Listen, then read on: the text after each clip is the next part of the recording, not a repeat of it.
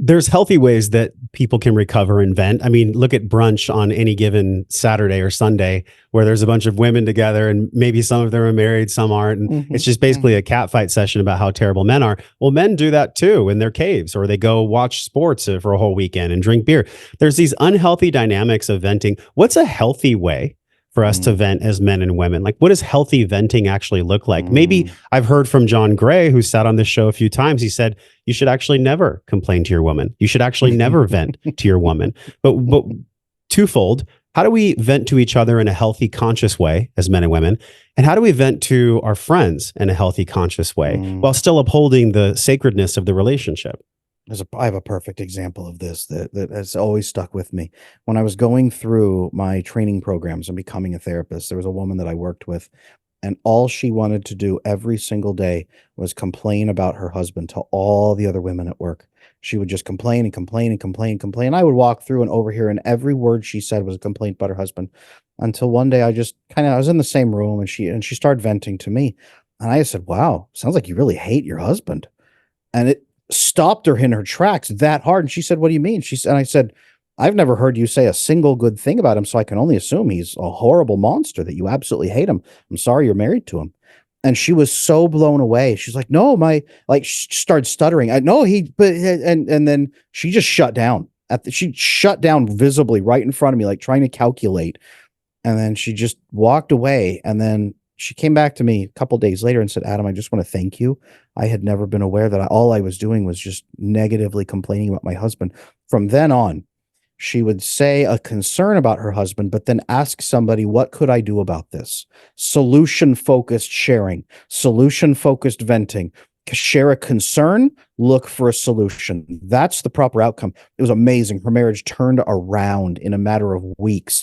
When she started doing that, all of a sudden her marriage turned around, and she was telling us, like, "Guys, it worked. It was amazing. I actually talked to my husband, and he did this and he did, and it's wonderful." And we finally got to meet him, and he was a nice guy all along. He was a wonderful man. And it transformed their marriage in a matter of weeks when she started having a solution attached to the venting.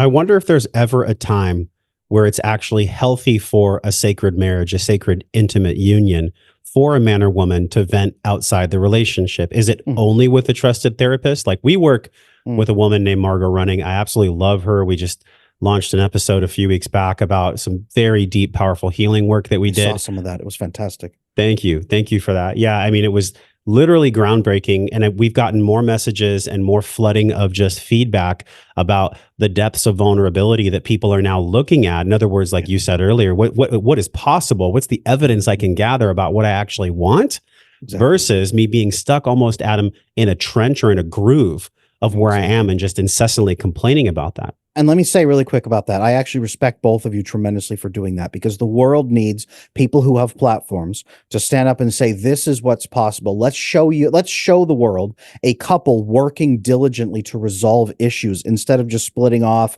having different partners, being angry, having a messy divorce." We've seen enough of that. You guys are creating a huge counterpoint that the world needs. So thank you for doing that.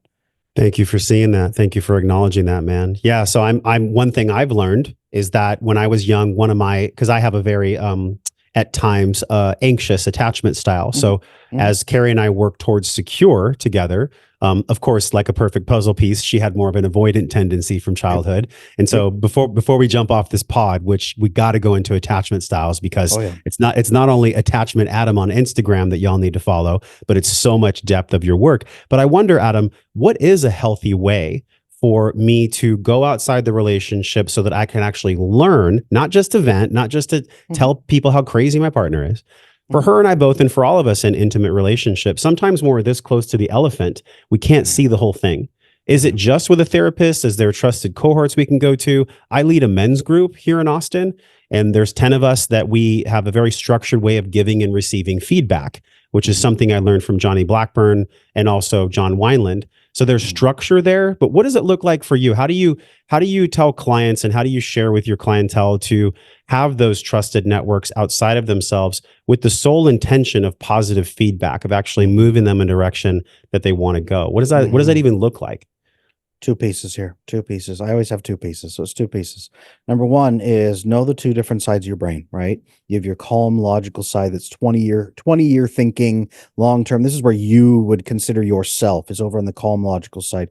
The emotional right side is like 5 seconds in the future, maximize pleasure, minimize pain, and handle all my feelings and everything over here. This is like a drunk monkey with a gun. This is your calm self over here with everything that you want. Be aware that when your emotions go much higher and you've got something that provokes you repeatedly, it drains the functioning of your logical brain to fuel these emotional storms. So when you're like this, oh no, something's upsetting me, you're like this. You need to go to a brain that is calm and level like this, low emotion, high logic, and then do what we call processing, right? Process with them. You talk it through and you actually link in and lease their logic, because you can't. Let me think logically about this problem and how I feel, but also feel better as I go. So when someone listens to you vent, that's what that's supposed to be, is they're supposed to listen and say, oh, is it like that? Oh, what do you mean? Is there a problem here? And they help you process it so you don't feel scared. You're borrowing their nervous system and you're borrowing their logical brain, and it diminishes your emotional agitation. Get back to logic. Then you begin sharing solutions. Then you've been thinking of ways through this. Women do this very intuitively. This is why women do what they do, and they share and connect. They're supposed to kind of guide men into that a little bit. Men are supposed to do that as well, but women do this beautifully. Number two, every brain, but especially men, are like this, is we are meant to connect in a massive, what I call the male solution network. We are like data nodes that are all scattered across the earth, 3.5 billion male data nodes that are supposed to link up into a vast blinking net of data nodes that share solutions and data about problems. And we are supposed to see one guy solves a problem and it ripples outward to everybody else over generations. So everyone has that solution. That's how we got fire. That's how we got the wheel. That's how we have cell phones. That's how we have the internet. That's how we have everything that has been passed down to us, is this data node cluster that passes things down. Now, what has happened is men are now isolated. It's individual little data nodes thinking, I must solve every problem in existence alone without any input from anybody else. Not only problems from the past, but problems from the future, every single problem. And that man becomes trapped. That man becomes depressed. He inevitably hits a problem he can't solve. He doesn't have the skills for it or the training. You connect up to another data node that has your data, whether that's a therapist who's a specialized mentor, is really what a therapist is. Another kind of mentor. In old days, they had uncles, grandfathers, fathers, everybody, all kinds of mentors. We're trying to replace the kith and kin network now with a bunch of paid professionals and pseudo families, basically. But you connect to data node clusters that have solutions, and then you gather all of those solutions. That is the answer. So share so that your emotional brain levels out and is calm, and then seek solutions from healthier networks. That is the answer right there. Yeah, a key indicator of, like, I loved how you said you're actually borrowing their nervous system. That's really big. Whenever y'all are out there and you're getting advice from someone that you think is trustworthy, and you notice that they're actually telling you what to do and agitating your nervous system more, or encouraging the faults that you're complaining to them about their partner, it probably ain't a wise elder. It probably ain't a skilled psychotherapist. Can you speak to that a little bit? Because I've definitely experienced that, and I work to regulate myself when giving and receiving feedback from men or just friends, so that I can actually let them borrow my nervous system. It's so key. It's so key. There's something that's interesting here. So I've done some research on the formation of more that racist out-group kind of rejection. And what's fascinating is some of it is learned when children are 2-3 years old and they see somebody who's very, very different from their parents or from those the clusters they're around. I'm very white, so I'll just use this expression. A small, a white child from a white family walking along, and then they see a person with very dark black skin, and they go, oh, and it's unusual. So then what they do, and you know this, what all kids do is they go and they look at the parent to see what their parent is doing. How is mom or dad reacting? Is mom or dad scared? Did they grab my hand tighter? Did they pull me in closer? Are they scared? Are they nervous? Are we hurrying past that person? Are we scared? Is this supposed to be scary? If this person with dark skin walks up and says, hey, how you doing? And the dad says, oh, and gives them a big hug. Now we've learned, okay, people with dark skin don't have to be scary. They just look a little bit different. It's kind of like wearing a hat. It's just a little bit different, right?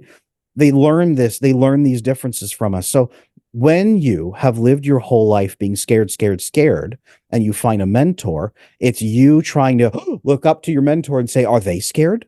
Like my husband is talking about, whatever it might be. My husband mentioned to me that he's not very happy. I'm going to share that with my mentor. Does my mentor say, you need to leave this guy. He's going to leave you. He's going to screw you over. Men who don't think that, this is just the beginning, right? Their nervous system goes up and you go, oh, I should be scared. But if you walk in and your therapist or you pastor or priest or whoever it is, they say, well, it's good that he's sharing that with you. He's actually speaking to you about it. What are some other things that he has said? Or can you ask him some questions? Let's look at that. Let's think about this. And they're calm and they're steady and they're methodical. Their emotions don't spike. They stay like this. Your emotions say, oh, I don't have to be scared. I can calm down. And that is exactly what you need to look for. Like you said, don't look for the person who's escalating with you. Look for the person who has already done the work and is not scared. That will help. Check out some of the videos on this screen that are perfectly curated based on the video you just saw. Make sure you follow me, and I'll see you in the next video.